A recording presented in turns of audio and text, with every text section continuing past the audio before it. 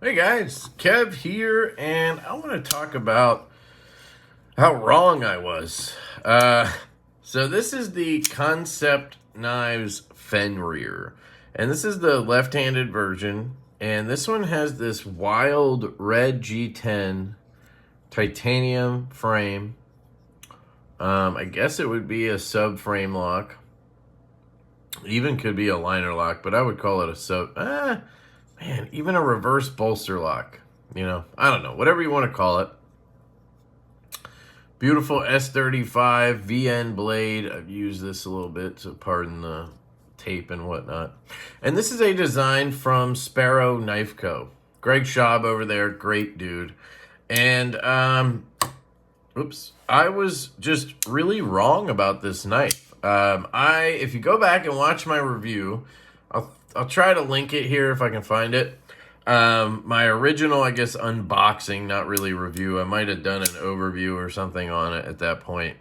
I had a right-handed version in. And the one that I got in was from the first batch, I think. And it had a very strong detent. And I believe it had brown micarta handles. And I wasn't in love with that knife. I was, I think, one of the only people that wasn't like just absolutely in love with it. And then, time went on and I was sent a lefty version. It was like a black blade, I think carbon fiber handle or whatever. And I definitely liked that one a lot more. And I might have done a video on that as well. I can't even remember. And then just recently, out of nowhere, Kansept sent me this Fenrir. And this has quickly become one of my favorite knives. It's definitely one of my favorite left-handed knives, and I don't have many. I own 3 right now. I have this. I have a left-handed Vero Synapse, and then I have a full custom Sparrow Knife Co. Strix, which I don't have right here at this moment. And I love them all. I do. And this Vero is extremely good. It's just one of my favorite knives. But this Fenrir has just really made an impact on me. So I don't know if Kansept just got better, the lefty thing definitely helps. Even though, opposite-handed, this knife is not hard to operate because it's basically got a liner lock, right? But that strong detent on the first one I had just was a little too much. And I like a strong detent. It was just like you couldn't even flick it sometimes, especially the reverse flick. But this one has a good detent. It's definitely not, weak. I'd call it medium strong. But it's the perfect strength for this knife, right? I still have some gripes with the knife. I would say the jimping here needs to be addressed. They stop the jimping right here, and they don't even go up to the top, and then they don't go around. If they kept that jimping going up and around, it would be perfection. As is, you can slip off the top if you don't stop yourself at that last jimp. Now, the flipper tab's tall enough that usually that's not a problem.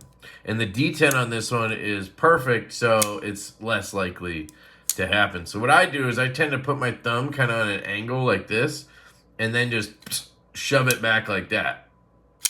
And then I'll avoid everything, and I'll just be in a perfect position when I'm done. You can also do the rollback move. Again, the detent facilitates it. It allows you to pull that back.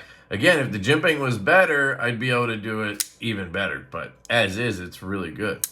I don't do the reach around on this because I find I get hit with this hump. And again, with that jimping, it's just hard to get. You have to reach a little further, and that kind of makes it to where you do get hit right there, right?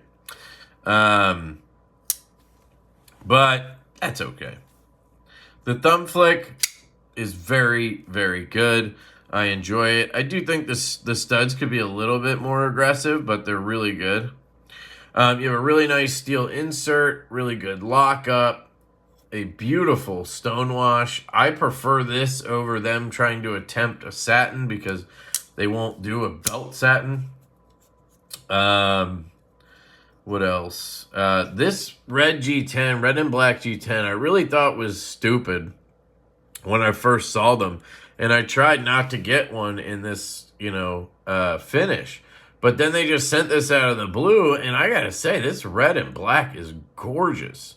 It's actually, for me, one of the hallmarks of this knife. So it's funny how that happens, but it looks great. Feels great in hand. Like, everything just feels so well put together on this one. The lock bar slides right out of the way. You have no stick or anything. Just glides. And then the action is perfect. It's not drop shut. It'll drop to your nail nice and slow. And then a couple of shakes and she's down. That's how I like a knife. Reverse flick is money. Ergos. The ergos are so good on this knife. That choil up there is just fantastic. And then you have another one back here. Perfect grip. You lock in back here. And then if you want to choke up, you just have this pincer grip sort of locked in. You can, of course, slide up forward if you want. It cuts extremely well. They do a great job with their S35, in my opinion, at least for cardboard and paper and the stuff that I destroy. Very well done. I've had no issue with it. The clip is phenomenal. It goes in your pocket, out of your pocket. No issue, no sharp points, no tap, not too tight. I mean, it's really well done. The relief cut doesn't get in the way at all. It's dead nut centered. It's got standoffs. A backspacer would have been cool, but I think they were trying to keep it affordable. This is $160 for the lefty version, maybe $180. I'm not sure. The righty version is probably the same. And for that price, I mean, it's really silly. Just a fantastic model. I love that you have this sort of reverse bolster thing going on, and you get plenty of titanium here. You don't just get a straight cutoff. You get a sort of rounded one. It just looks clean. I mean, there's just a lot of good details. Greg is a great designer and a great maker. And, man, this thing is just fun to carry, fun to fidget with in all different ways. And, yeah, I mean, I'm really just here to say I was wrong. I did not give this knife enough credit the first time around, and that happens, It grew on me, and I'm really glad that I got another one in. Thanks to Kansept for that. I will link Kansept down below. If you want to pick one of these up, you can use my link. I don't have a code or anything, but the link doesn't cost you anything. The lanyard hole is pretty interesting. You can see it doesn't go, it's not like a backspacer that goes straight through. So you can either go straight through and come out the other side, or you could even just go through one hole and then have the lanyard off to the side for whatever reason if you wanted to do that.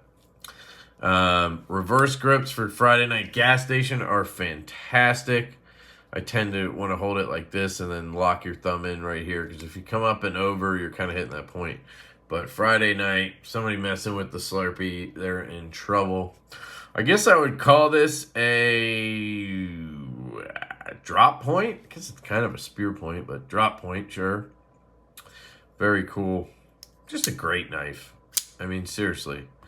But I do think it took, a second round or whatever, for me to appreciate it, which is sometimes what happens. But, I'll admit it when I'm wrong, and I was wrong about the Fenrir. So let me know what you guys think. Is this a model you guys loved when this came out? I think it was earlier this year. Let me know your thoughts on it. Do you own one? Do you want one? Etc. And, yeah, I love you guys. I hope you have an absolutely fantastic day, and I will catch you later.